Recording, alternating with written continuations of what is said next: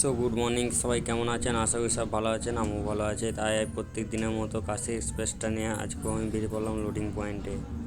তাই দোকানের সামনে এসে গাড়ি লাগিয়ে দিলাম, স্ট্যান্ড করে দিলাম। স্ট্যান্ড করে দেওয়ার পর দেখছি আমার গাড়িটা লোড হয়ে গেছে।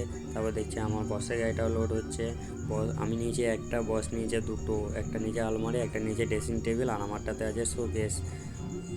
এই যে দেখতে পাচ্ছেন আলমারিটা আর ড্রেসিং টেবিলটা, আর আমারটাতে আছে শোকেস।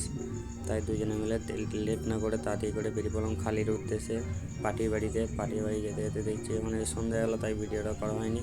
আর এইদিকে আমি গাড়ি নিয়ে বেরিয়ে পড়েছি তাড়াতাড়ি করে। তাই লেট না করে তাড়াতাড়ি করে বাড়ি ফিরলাম। বাড়ি ফিরে এসে দেখছি একটা দিদির মেয়ে একটা ভাঙি আমার বার্থডে আছে, তাই তাড়াতাড়ি করে যেয়ে দেখছি কেক কাটা তখন কেউ হয়ে গেছে। তাই একটা ছোট্ট একটা ভিডিও নিলাম।